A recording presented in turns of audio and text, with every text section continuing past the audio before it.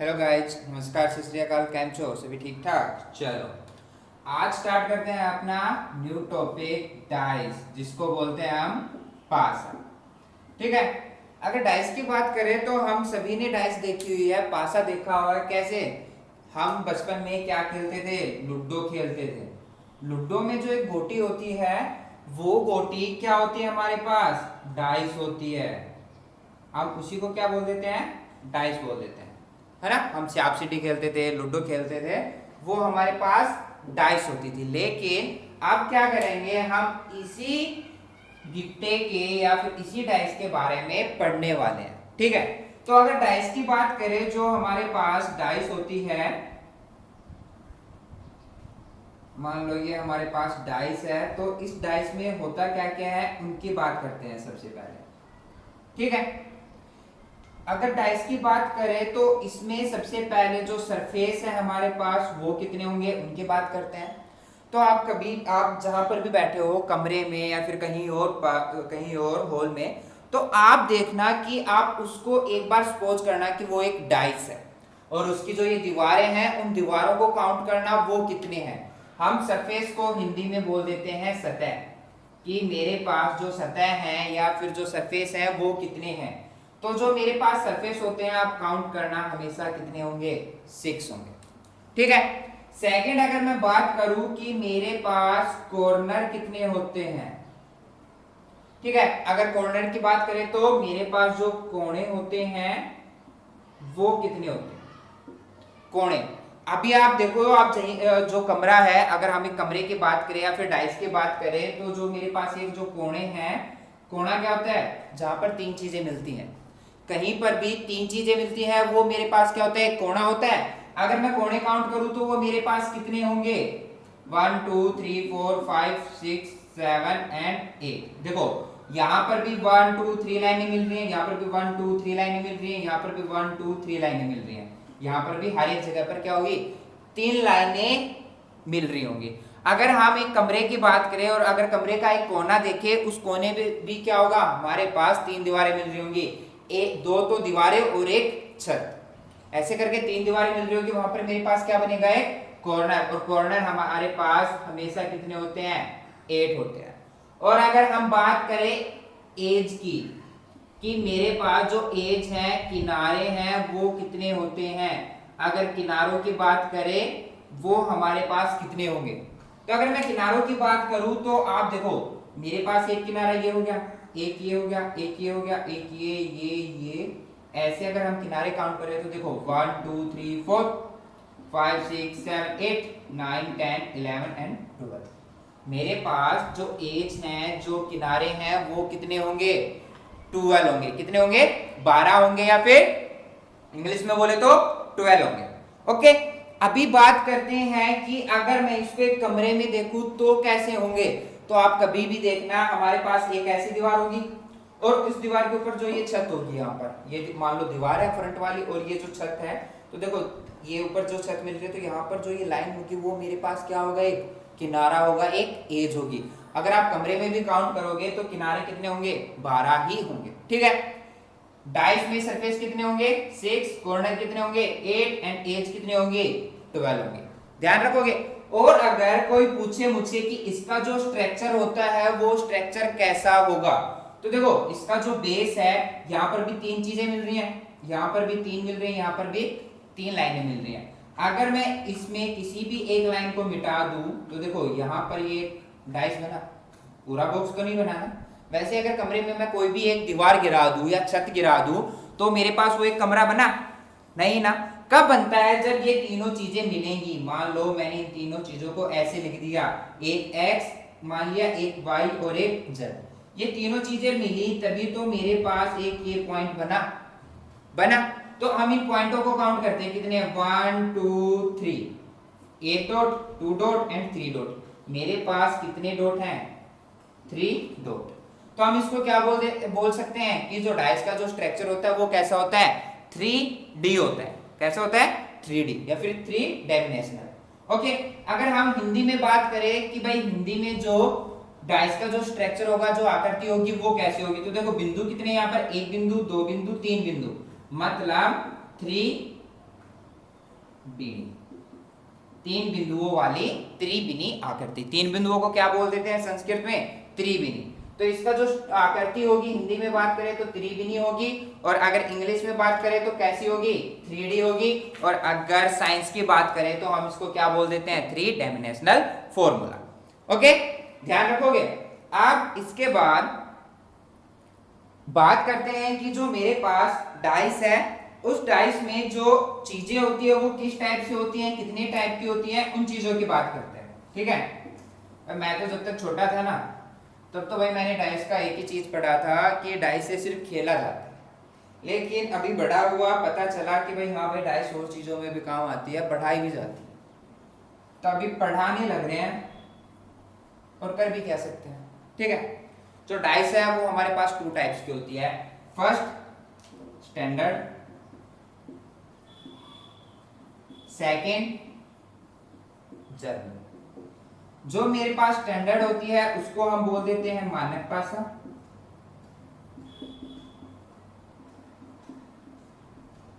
और जो मेरे पास जर्नल होती है उसको बोल देते हैं हम साधारण पासा। हो गई। मेरे पास डाइस है वो क्या होती है? Standard dice and general dice. बोले तो मानक पासा और साधारण पासा। हो गया। अभी बात करते हैं स्टैंडर्ड डाइस क्या होती है और जनरल डाइस क्या होती है। तो देखो, जो मेरे पास मानक पासा है इसको मैं एक बार मानव बना लूं, इस कै की जगह मैंने वह लिख दिया, मतलब मानव पासा। ये सिर्फ ये जो वर्ड है मैं आपको सिर्फ समझाने के लिए बोल रहा हूं। ओके, अभी जो ये मानव पासा है क्या बन गया? मानव पासा। मानव पासा मतलब मानव के द्वारा बनाया गया हुआ पासा। तो अभी देखो मेरे हाथ में ये मार्कर है, अभी ये किसी इंसान ने बनाया तो ही मेरे पास आया। मैंने ये टी शर्ट पहन रखी है, किसी इंसान ने ये टी शर्ट बनाई तभी मैंने ये पहन रखी है। अगर कोई इंसान कोई मानव बनाता ही नहीं तो ये मेरे पास आता कभी नहीं ना। अगर ये मेरे पास कभी आता ही नहीं तो मैं इसको यूज ही नहीं करता, और अगर ये कोई बनाता ही नहीं तो मैं इसको पहन ही नहीं पाता। जायज बात है। तो जो मानव पासा जो है, स्टैंडर्डाइज जो है, वो क्या है? मानव के द्वारा बनाई गई हुई। और मानव के द्वारा बनाई गई है तो वो मतलब मेरे पास भी आई है, मैंने भी उसको देखा है। अगर देखा है तो वो कौन सी डाइस होगी? जो डाइस हम यूज करते हैं, हम जिससे खेलते हैं, वो हमारे पास क्या है? Standard dice. ध्यान रखोगे, स्टैंडर्ड डाइस की सबसे बेस्ट पहचान यही है जो हम यूज करते हैं, जिसके साथ हम खेलते हैं, अपना लूडो खेलते हैं, सांप सीढ़ी खेलते हैं और बाकी चीजें जो आप खेलते हो वगैरह वगैरह, वो जो चीजें हैं, वो जो डाइस है वो हमारी कौन सी डाइस है? स्टैंडर्ड डाइस है। ठीक है, अभी स्टैंडर्ड डाइस की बात करते हैं, पहचान करते हैं कि स्टैंडर्ड डाइस होती क्या है। मान लो मेरे पास ये डाइस है, मेरे पास ये डाइस है, ठीक है। और आप हमेशा ध्यान रखना कि आप कभी भी डाइस देखो या फिर कभी भी किसी इंसान को देखो या किसी भी चीज को देखो तो आप सिर्फ उसकी एक बार में 3 चीजें ही देख सकते हैं। जैसे कि मान लो मेरे पास ये एक बुक है, ठीक है। अगर आप इसका फ्रंट देख रहे हो, आप इसकी ये वाली चीज देख रहे हो, तो आप पीछे की कभी देख सकते हो? नहीं ना। इसका पीछे कब देखोगे? मैं इसको पलटूंगा तब। अगर आप ये वाली चीज देख रहे हो तो इसके पीछे की नहीं देख सकते। अगर आप ये वाली चीज देख रहे हो तो इसके जो बिल्कुल पीछे है वो कभी भी नहीं देख सकते, एक ही बार में। अगर आप मेरा फेस देख रहे हो अभी, आप मेरा बैक इस टाइम नहीं देख सकते। आप जब मेरा बैक देखोगे तो आप उस टाइम मेरा फेस नहीं देख सकते। तो जो चीज मैं फ्रंट से देखूंगा उसका अपोजिट मैं कभी भी नहीं देख सकता। वैसे ही जैसे मान लो मेरे पास ये डाइस है, तो इसके पीछे जो वाली सतह होगी उसके पीछे वाली मैं सतह कभी भी नहीं देख सकता, क्योंकि एक बार में हम ज्यादा से ज्यादा कितनी सतह देख सकते हैं? 3 ही सतह देख सकते हैं, या फिर 3 सरफेस देख सकते हैं। अगर मैं ये वाला देख रहा हूं तो इसके पीछे जो सतह होगी वो मैं कभी नहीं देख सकता, इसके पीछे होगी वो मैं कभी भी नहीं देख सकता, एक बार में। अगर मैं इसको पलटूं तो देख ही सकता हूं। अभी आप मेरा फेस देख रहे हो, मैं पलटूंगा तो आप मेरा बैक देख सकते हो, लेकिन इस टाइम अगर आप मेरा फेस देख रहे हो तो आप मेरा बैक नहीं देख सकते। ठीक है, इट्स रियल। ओके, अभी स्टैंडर्ड डाइस में मान लो उन्होंने बोल दिया यहाँ पर 1 है, यहाँ पर 2 है, यहाँ पर 3 है, ठीक है।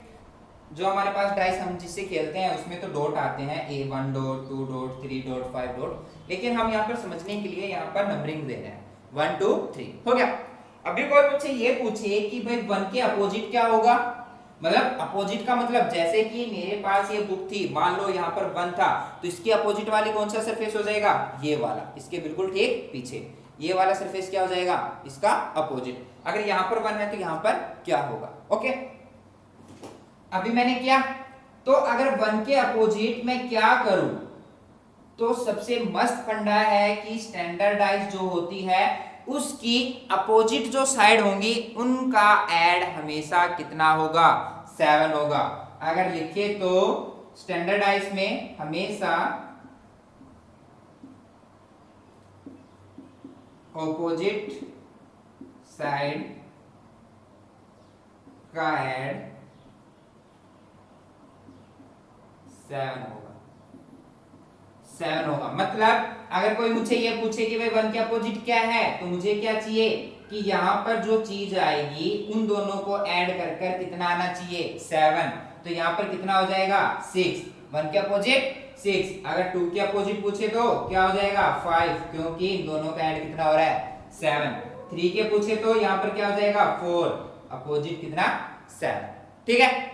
स्टैंडर्डाइज क्या होती है, स्टैंडर्डाइज में हमेशा अपोजिट साइड का ऐड कितना होगा, 7 होगा। ध्यान रखोगे, स्टैंडर्डाइज में अपोजिट साइड का ऐड कितना होगा, 7 होगा। ओके, अभी हम सेकंड बात करते हैं कि हमारे पास जो जनरल डाइस है, जो साधारण पासा है, वो क्या होता है। तो देखो, जो चीज इस वाली में होगी वो चीज यहां पर नहीं होगी, और जो चीज यहां पर होगी वो यहां पर नहीं होगी। कैसे, देखो यहां पर मैंने क्या बोला था कि भाई स्टैंडर्डाइज में हमेशा अपोजिट साइड का ऐड कितना होता है, 7 होता है, और वो चीज इसमें लागू नहीं होगी।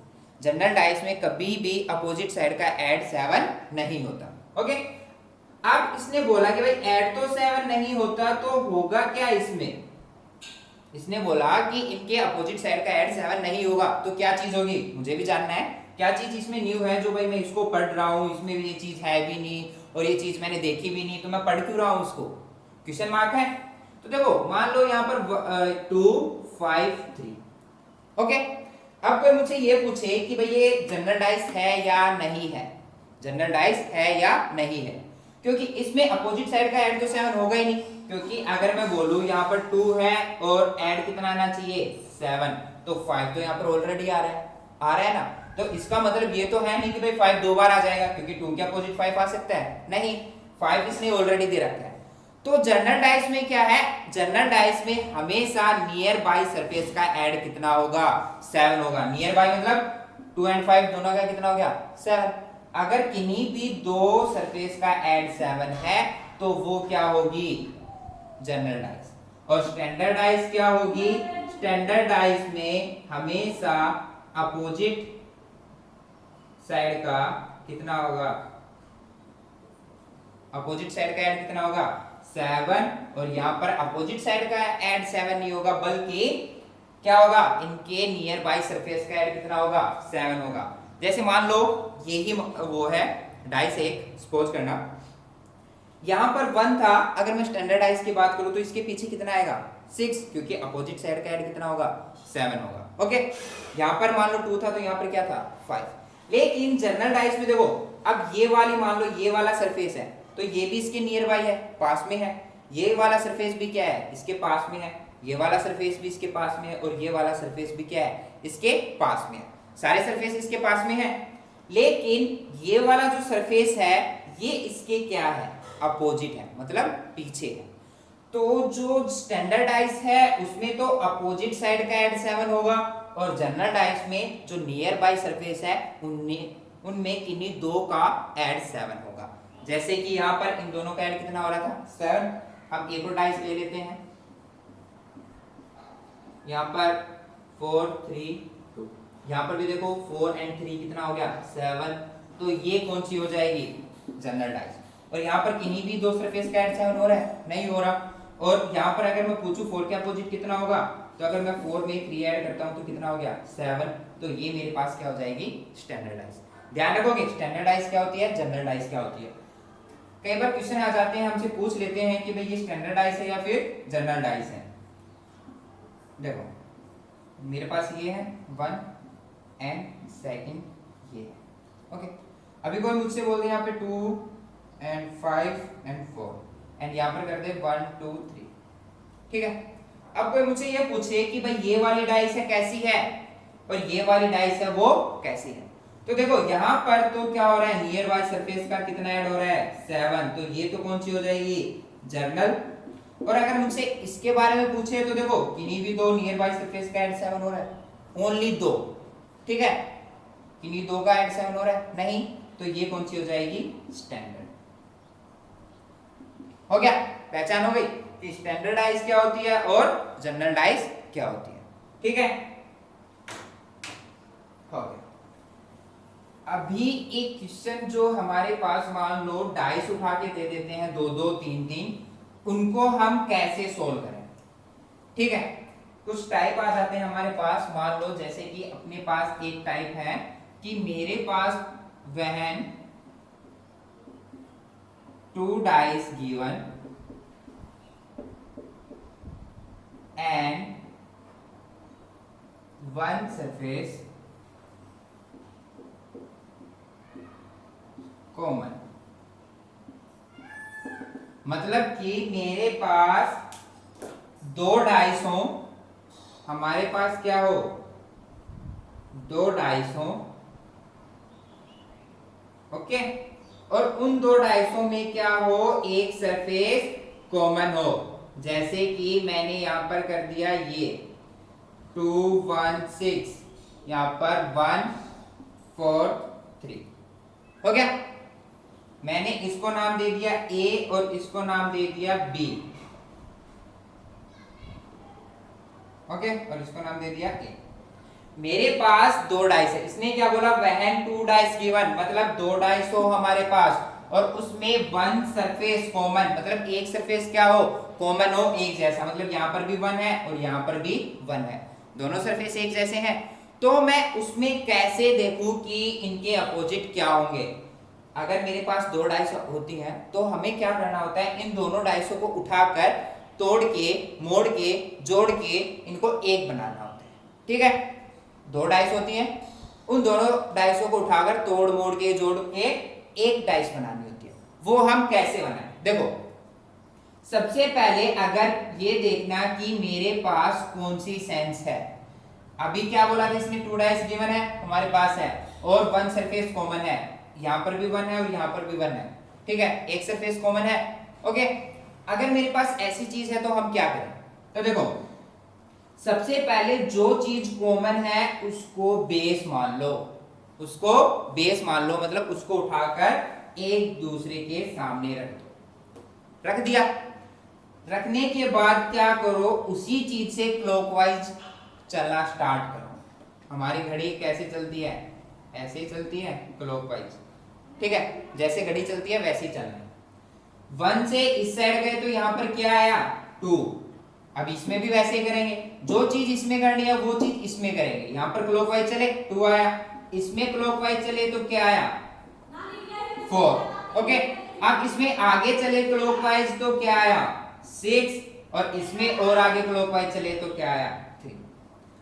अभी देखो 1 भी आ गया, 2 भी आ गया, 3 भी आ गया, 4 भी आ गया, 6 भी आ गया, एक नंबर मिसिंग है, और वो एक नंबर मिसिंग है उसको क्या करेंगे, जो हमने बेस माना था उसके अपोजिट रख देंगे। क्यों रख देंगे, क्योंकि जो हमने बेस माना था यहाँ पर 1 and 1, डाइस में 2 बार तो 1 नहीं आता, एक बार ही आता है 1, तो जो नंबर मिसिंग था हमने वो क्या कर दिया इसके अपोजिट, ठीक है। अब जरूरी नहीं है कि हम इसको क्लॉकवाइज ही लेके चलें, हम इसको एंटी क्लॉकवाइज भी लेके जा सकते हैं। अभी हम क्लॉकवाइज चले, अब की बार हम क्या कर रहे हैं एंटी क्लॉकवाइज जा रहे हैं, लेकिन चीज वो ही करनी है। सबसे पहले 1 को क्या मान लिया बेस मान लिया, जो सरफेस कॉमन है उसको बेस माना, बेस मानने के बाद हम एंटी क्लॉकवाइज जा रहे हैं। अब की बार एंटी क्लॉकवाइज में इसमें क्या आया 6, और इसमें एंटी क्लॉकवाइज चल रहे हैं तो क्या आया 3, इसमें एंटी क्लॉकवाइज चल रहे हैं तो क्या आया 2, और इसमें एंटी क्लॉकवाइज चल रहे हैं तो क्या आया 4। अभी देखो इसमें क्या है एक नंबर मिसिंग है, उस एक नंबर को क्या कर दे इसके अपोजिट रख दे, दोनों सेम है, इसमें भी 1 के अपोजिट 5, इसमें भी, इसमें 2 के अपोजिट 4, इसमें भी, इसमें 6 के अपोजिट 3, इसमें भी, ओके।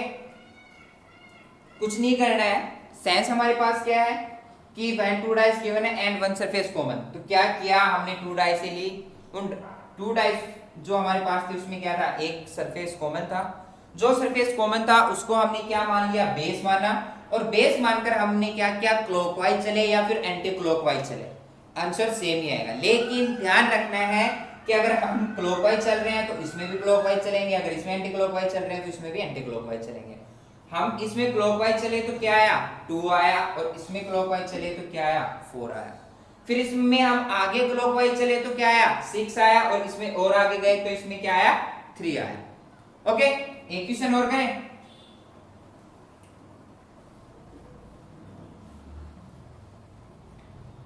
हमारे पास वही मान लो 2 डाइसें हैं, और इन 2 डाइसों में क्या किया, 1 सरफेस कॉमन कर दिया, और वो 1 सरफेस कॉमन मान लिया हमने, यहां पर कर दिया, यहां पर 3, यहां पर 3, यहां पर कर दिया 4 5, और यहां पर 6 एंड 1 हो गया।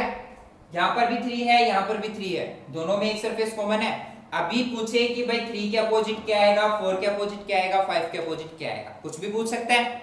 तो क्या करेंगे, सबसे पहले क्या करें, इस वाली चीज को बेस मान लेते हैं। बेस माना 3, इससे भी 3 उठा लिया और यहां से भी 3 उठा लिया, बेस मान लिया। बेस मानने के बाद हम क्या करेंगे, क्लॉकवाइज चलेंगे घड़ी के तरीके से। क्लॉकवाइज इसमें चले, क्या आया 5। अब यहां पर जहां जो चीज हमने बेस मानी है वहीं से क्लॉकवाइज चलना है। ध्यान रखना, हमने यहाँ पे 3 को बेस माना, यहां से चले। अब यहाँ पे 3 को बेस माना है तो यहीं से चलेंगे, क्लॉकवाइज क्या आएगा 6। अब इसमें और आगे क्लॉकवाइज चले तो क्या आया 4, और इसमें और आगे क्लॉकवाइज चलेंगे तो क्या आया 1। अभी कोई पूछे 5 के अपोजिट क्या होगा, तो 5 के अपोजिट 6, 4 के अपोजिट 1, 1 के अपोजिट 4, 3 के।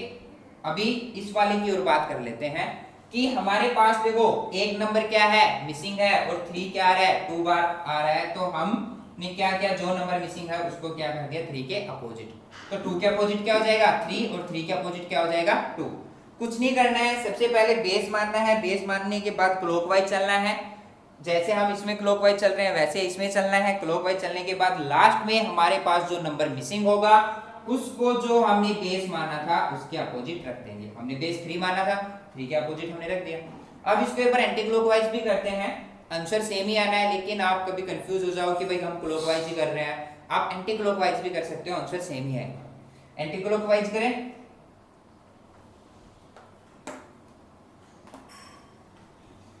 एंटी क्लॉकवाइज करते हैं। हमने क्या किया, सबसे पहले 3 को बेस माना। ओके, अब क्या कर रहे हैं, एंटी क्लॉकवाइज चल रहे हैं। एंटी क्लॉकवाइज चले तो क्या आया यहाँ पर 4। अब इसमें एंटी क्लॉकवाइज चलेंगे तो इसमें क्या आया 1, और आगे एंटी क्लॉकवाइज चले तो इसमें क्या आया 5, और इसमें चले तो क्या आया 6। अब जो एक नंबर मिसिंग है उसको क्या कर दें, इस जो हमने बेस माना था उसके अपोजिट रख देते हैं। सेम आंसर है 3 2 3 2 5 6 5 6 4 1 4 1, सेम आंसर है। ओके, अभी अगर आपके पास इस सेंस में कोई भी क्वेश्चन आता है तो वो क्वेश्चन आपको कभी भी नहीं फंसेगा, आप इजीली सॉल्व कर सकते हो। कैसे, सबसे पहले आपको जो चीज कॉमन है उसको बेस मानना है। बेस मानने के बाद आप एंटी क्लॉकवाइज चलो या फिर क्लॉकवाइज चलो, वो आपके ऊपर डिपेंड है। लास्ट में जो आपके पास आंसर आते हैं उसमें जो एक नंबर मिसिंग है उस एक नंबर मिसिंग को क्या कर दे, जो हमने बेस माना था उसके अपोजिट रख दे, आपके पास आंसर आ जाएंगे। अभी कोई मुझसे ये पूछे 5 के अपोजिट क्या होगा, इस डाइस में तो हमारे पास क्या होगा 6। कोई पूछे 1 के अपोजिट क्या होगा, तो 1 के अपोजिट क्या आ रहा है 4। ठीक है, 5 के अपोजिट 6 है, 6 के अपोजिट 5 है। देखो मान लो यहाँ पर 5 है और यहाँ पर 6 है। कोई पूछे 6 के अपोजिट क्या है 5, और कोई पूछे 5 के अपोजिट क्या है 6, तो मतलब एक दूसरे के अपोजिट हैं। हम कोई भी बोल सकते हैं, मैं ये भी बोल सकता हूँ 6 अब 5 के अपोजिट है, या फिर 5 के अपोजिट 6 है। ओके, 6 के अपोजिट 5 है, 5 के अपोजिट 6, कुछ भी बोल सकता हूँ, ये एक दूसरे के क्या है अपोजिट है। ठीक है, अभी मैं आपको एक क्वेश्चन दे रहा हूं, वो क्वेश्चन आपको सोल्व करना है, और सोल्व करके क्या करना है, कमेंट बॉक्स में उसका आंसर देना है कि उसका आंसर क्या होगा। ओके, हमारे पास 2 डाइस हैं, उन दोनों डाइसों में एक सरफेस कॉमन करना है। ये A है और ये B। यहां पर 4 2 एंड 3, एंड यहां पर 1 4 एंड 6 हो गया। आपके पास ये है, इसमें देखो वन सरफेस क्या है, सेम है, यहाँ पर भी 4 है, यहाँ पर भी 4 है, ठीक है। ओके, एक सरफेस कॉमन है, अब इसको सोल्व करना है और आपको बताना है 2 के अपोजिट क्या होगा और 3 के अपोजिट क्या होगा। आपको कमेंट बॉक्स में सोल्व करके बताना है कि 2 के अपोजिट क्या होगा और 3 के अपोजिट क्या होगा। और सोल्व कैसे करना है, सबसे पहले बेस मानो, बेस मानने के बाद क्लॉकवाइज जाओ या फिर एंटी क्लॉकवाइज जाओ, वो आपके ऊपर डिपेंड है। जाने के बाद जो दो बेस होगा, जो हमारे पास मान लो यहाँ पर बेस 4 है, तो एक नंबर जो मिसिंग होगा वो हम इस एक बेस की जगह उसको पुट करते हैं, ठीक है। ध्यान रखोगे, अगर आप एक बार इसकी प्रैक्टिस करोगे तो प्रैक्टिस करने के बाद आपको यहाँ पर सोल्व करने की जरूरत तक नहीं है, आप इसको इजीली बिना पेन उठाए सोल्व कर सकते हो, ध्यान रखना, ठीक है। आज हमने क्या किया है, हमने डाइस के बारे में पढ़ा कि उसके सरफेस 6 होते हैं, एज कितनी होती है 12 होती है, कॉर्नर कितने होते हैं 8 होते हैं। ये करने के बाद हमने किया कि इसका स्ट्रक्चर 3D होता है, हिंदी में त्रिविनी होता है। उसके बाद हमने स्टैंडर्डाइज क्या होती है, जनरलाइज क्या होती है, उसके बारे में किया। एंड लास्ट में हमने क्या किया कि when 2 dice given and 1 surface common हो तो हम उसको कैसे सोल्व करें, ठीक है। अगर आपको मेरी वीडियो अच्छी लगी एंड आपको मेरा कॉन्सेप्ट अच्छा लगा तो आप प्लीज मेरी वीडियो को लाइक, शेयर एंड सब्सक्राइब जरूर करें। और सब्सक्राइब करते टाइम बेल आइकन जो होता है साइड में, उसको प्रेस करना ना भूलें। मुझे नहीं पता, अगर आप मेरी वीडियो देख रहे हो तो रेड कलर में एक सब्सक्राइब होगा, उसके ऊपर क्लिक करके आपको बेल आइकन जरूर दबाना है और कमेंट में आपको इसके आंसर जरूर बताने हैं। ओके।